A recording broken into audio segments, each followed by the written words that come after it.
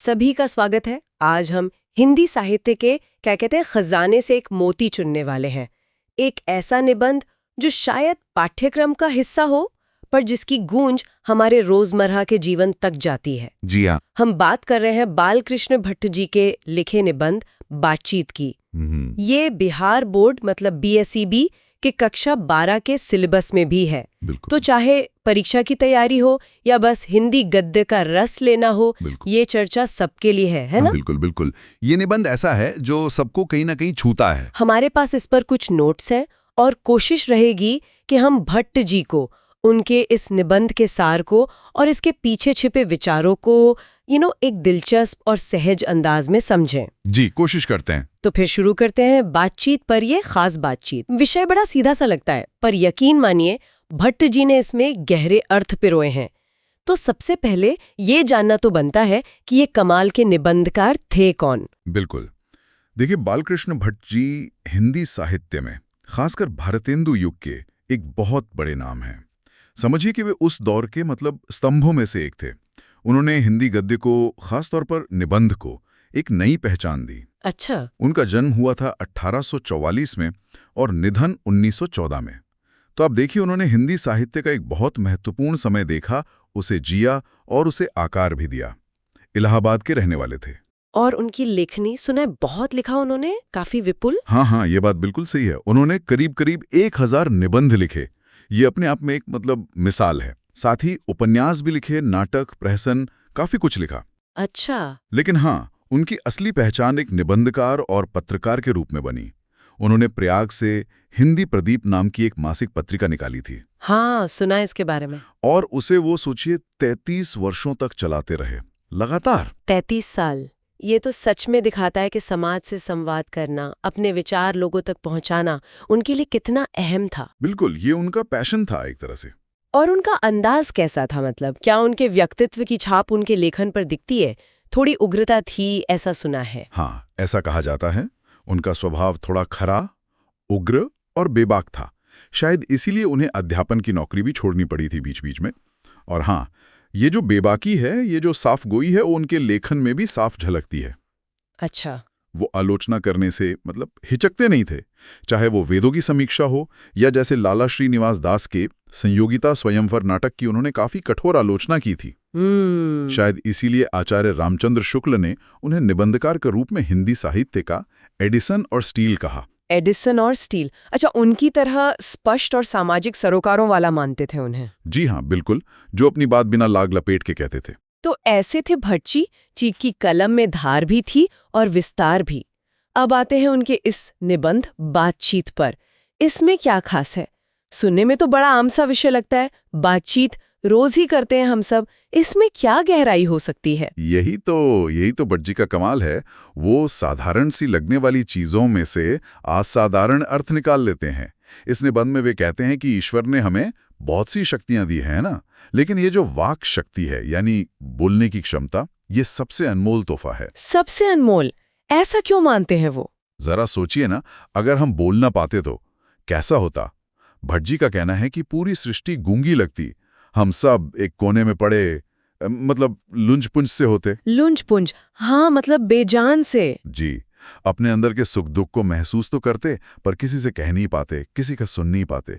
ये वाक शक्ति ही तो है जो हमें एक दूसरे से जोड़ती है, जो समाज बनाती है। इसके बिना जीवन कैसा होता, सोचिए जरा। वाकई ये सोचने वाली बात है।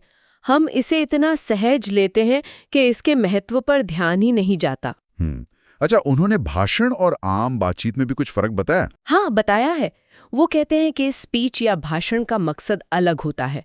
उसका उद्देश्य होता है सुनने वालों में जोश भरना, उन्हें किसी खास दिशा में सोचने को प्रेरित करना, एक तरह का प्रभाव डालना। जबकि जो हम घर परिवार में, दोस्तों में, रोजमर्रा की जो सामान्य बातचीत करते हैं, वो मन बहलाने का तरीका है, जीवन को हल्का फुल्का और दिलचस्प बनाने का जरिया है। और ये उतनी ही जरूरी है जितनी खाने पीने या चलने फिरने की जरूरत। ये तो बहुत अच्छी बात कही। अच्छा, और वो मन की शुद्धि वाली बात, वो क्या है? बातचीत से मन कैसे साफ होता है? हाँ, ये बहुत दिलचस्प नुक्ता है उनका। भट्ट जी कहते हैं कि हमारे मन में जो चिंताएं, जो बोझ, जो नेगेटिविटी मतलब नकारात्मकता इकट्ठी होती रहती है, जिसे वो मवाद या धुआं कहते हैं। मवाद या धुआं, अच्छा। हाँ, वो बातचीत के जरिए भाप बनकर बाहर निकल जाती है। जैसे किसी प्रेशर कुकर से भाप निकल जाए तो अंदर का दबाव कम हो जाता है ना। हाँ हाँ बिल्कुल। वैसे ही बात करने से मन हल्का हो जाता है, स्वच्छ हो जाता है। ये तो कमाल की बात है। मतलब रोज की गपशप भी एक तरह की थेरेपी हो सकती है। ये बातचीत का एक छिपा हुआ फायदा है जिसे हम शायद रोज महसूस भी नहीं करते। बिल्कुल बिल्कुल, ये एक तरह का इमोशनल कैथारसिस है, भावनात्मक रेचन। और इसी से जुड़ा एक और महत्वपूर्ण विचार वो देते हैं कि बातचीत से व्यक्ति का असली रूप सामने आता है। कैसे? क्या आप वो बेन जॉनसन के विचार की बात कर रहे हैं? जी हाँ बिल्कुल। भट्ट जी बेन जॉनसन के इस मत से सहमत हैं कि बोलने से ही मनुष्य के रूप का साक्षात्कार होता है। जब तक इंसान चुप है, आप उसके बारे में सिर्फ अंदाजा ही लगा सकते हैं, पर जैसे ही वो बोलना शुरू करता है, उसके शब्द, उसकी बातें, उसके कहने का ढंग, ये सब उसके गुण, दोष, उसके चरित्र, उसकी सोच को उजागर कर देते हैं। बिल्कुल। कई बार ऐसा होता है, लोग मिलते हैं तो बड़े शांत लगते हैं, पर जैसे ही बोलना शुरू करते हैं उनका पूरा व्यक्तित्व सामने आ जाता है, उनकी सोच, उनका नजरिया, सब कुछ। अच्छा, एडिसन का भी कुछ मत था इस पर। हाँ, एडिसन का मानना था कि असल बातचीत सिर्फ दो व्यक्तियों में हो सकती है। सिर्फ दो में? हाँ, उनका कहना था कि जब दो लोग अकेले में होते हैं तभी वे एक दूसरे के सामने अपना दिल पूरी तरह खोल पाते हैं। वहां कोई दिखावा नहीं होता, कोई संकोच नहीं होता, एकदम सच्ची गहरी बात होती है। ये तो है। सिर्फ दो लोगों में ही क्यों? क्या तीन लोगों में वो खुलापन, वो गहराई नहीं आ सकती? देखिए, भट्ट जी के अनुसार जैसे ही तीसरा व्यक्ति आता है, बातचीत थोड़ी औपचारिक या शायद कम गहरी हो जाती है। उसे उन्होंने त्रिकोण बनने जैसा कहा है। त्रिकोण? हाँ, शायद वो बात जो दो लोगों में एकदम खुलकर हो रही थी, वो अब थोड़ी संभल कर होने लगती है। वो निजता थोड़ी कम हो जाती है। समझ गई। और जब और ज्यादा लोग हो, मान लीजिए 4 या उससे भी ज्यादा? तो भट्ट जी कहते हैं कि जब 4 लोग हों तो बातचीत अक्सर फॉर्मेलिटी या औपचारिकता निभाने जैसी हो जाती है। मतलब दिल की बात कम, दुनियादारी ज्यादा। हाँ, होता है ऐसा। और अगर 4 से भी अधिक लोग जमा हो जाएं तो उसे भट्ट जी ने बड़ा मजेदार नाम दिया है, राम रमोवल। राम रमोवल? ये क्या होता है? इसका क्या मतलब हुआ? इसका मतलब है एक ऐसी गपशप जिसमें बहुत सारे लोग शामिल हों, खूब हंसी मजाक हो, कई सारी बातें एक साथ चल रही हों, पर शायद कोई एक निश्चित दिशा ना हो। थोड़ी बिखरी हुई सी बेतकल्लुफ किस्म की बातचीत जिसका मकसद शायद बस साथ में समय बिताना होता है। अच्छा, तो ये क्रम है। 2 में दिल खुलता है, 3 में थोड़ी औपचारिकता, 4 में फॉर्मेलिटी, और उससे ज्यादा हुए तो? राम रमोवल ये तो बातचीत के सामाजिक पहलू को बड़े अच्छे से दिखाता है। अच्छा, वो यूरोप की आर्ट ऑफ कॉन्वर्सेशन का भी जिक्र है शायद इसमें? हाँ, बिल्कुल है। भट्ट जी यूरोप के लोगों के बातचीत करने के हुनर की तारीफ करते हैं। उसे आर्ट ऑफ कॉन्वर्सेशन या सुहृद गोष्ठी कहा गया है। सुहृद गोष्ठी? जी, इसमें ऐसी चतुराई और मिठास से भरी बातें होती हैं जो सुनने वाले के कान को अच्छी लगें, मन को मोह लें। ये बातचीत को एक कला की तरह साधना है, एक हुनर है ये। तो क्या भट्ट जी इसी को बातचीत का सबसे अच्छा तरीका मानते हैं? नहीं, बाहरी दुनिया के लिए, सामाजिक व्यवहार के लिए ये कला प्रशंसनीय हो सकती है, इसमें कोई शक नहीं। लेकिन भट्ट जी के अनुसार बातचीत का उत्तम, सबसे ऊंचा रूप ये नहीं है। तो फिर क्या है? इससे भी ऊपर कुछ है? हाँ, उनके मुताबिक सबसे उत्तम बातचीत है अपने आप से बात करना। अपने आप से? जी, जिसे हम आत्मवार्तालाप या आजकल सेल्फ टॉक कहते हैं। खुद से बात करना, ये कैसे सबसे उत्तम हुआ? ये तो अकेले में होता है। हाँ, पर भट्ट जी मानते हैं कि यही वो तरीका है जिससे हम अपने मन को साध सकते हैं, अपनी भावनाओं को समझ सकते हैं और अपनी भीतरी शक्ति को जगा सकते हैं। देखिए, बाहरी बातचीत दूसरों के लिए होती है, पर यह आंतरिक बातचीत खुद के लिए होती है। ये आत्मनियंत्रण और आत्मज्ञान का स्रोत है। अच्छा। भट्ट जी कहते हैं एक जगह कि हमारी भीतरी मनोवृत्ति प्रतिक्षण नए नए रंग दिखाया करती है। वो प्रपंचात्मक संसार का एक बड़ा भारी आईना है और इस आईने को साफ देखने और समझने के लिए खुद से संवाद करना जरूरी है। ये दिलचस्प है। मतलब आज की भागदौड़ में जिसे हम माइंडफुलनेस या सेल्फ रिफ्लेक्शन कहते हैं, क्या भट्ट जी उसी तरफ इशारा कर रहे थे? अपने अंदर झांकना, खुद को समझना। काफी हद तक हाँ, ऐसा ही लगता है। बाहरी शोर से हटकर अपने अंदर की आवाज सुनना। और इसी निबंध में आपने पूछा था ना, उन्होंने अलग अलग समूहों की बातचीत के बड़े रोचक चित्र भी खींचे हैं। हाँ, वो क्या है? बताइए ना। बड़े मजेदार अवलोकन है उनके।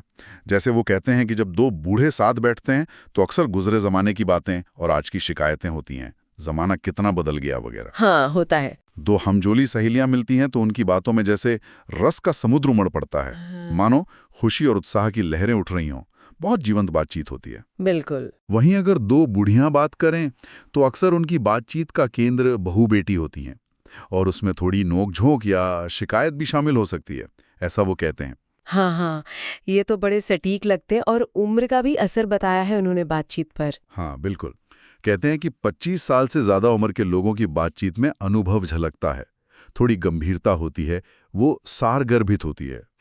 जबकि 25 से कम उम्र वालों की बातचीत में एक ताजगी होती है, एक खिलंडरापन होता है। उसकी मिठास वो कहते हैं 10 गुना ज्यादा होती है। उसमें भविष्य के सपने होते हैं, नई ऊर्जा होती है, एक अलग ही चार्म होता है। ये तो बड़े सटीक अवलोकन लगते हैं।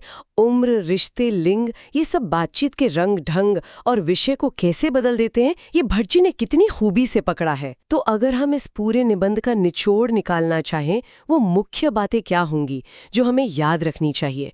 खासकर विद्यार्थियों के लिए भी ये उपयोगी होगा परीक्षा के नजरिए से। जी बिल्कुल। मुख्य बातें या निबंध का सार हम इस तरह समझ सकते हैं। पहला, लेखक बालकृष्ण भट्ट, ये नाम याद रखना है। दूसरा, रचना बातचीत, और ये याद रखना है कि ये एक निबंध है। हाँ, निबंध है ये। तीसरा, मुख्य विषय बातचीत की कला, उसका महत्व और उसके अलग अलग रूप।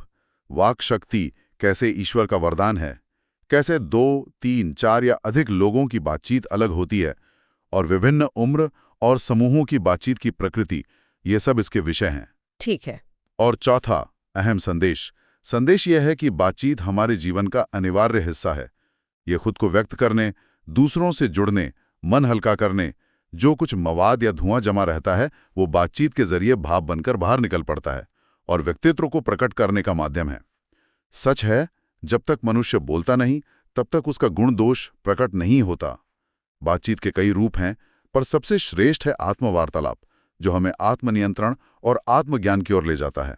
बहुत बढ़िया। तो ये निबंध सिर्फ बातचीत के बारे में नहीं, बल्कि इंसानी जुड़ाव, मानसिक स्वास्थ्य और एक तरह से आत्मखोज के बारे में भी है। इससे हमें क्या प्रेरणा लेनी चाहिए अपने जीवन के लिए? प्रेरणा यही है कि हम अपनी बोलने की शक्ति को, इस वाक शक्ति को महत्व दें। हम जो बोलते हैं, कैसे बोलते हैं, इस पर ध्यान दें। कोशिश करें कि हमारी बातचीत सार्थक हो, समझ बढ़ाने वाली हो, रिश्ते जोड़ने वाली हो और मन का बोझ हल्का करने वाली हो।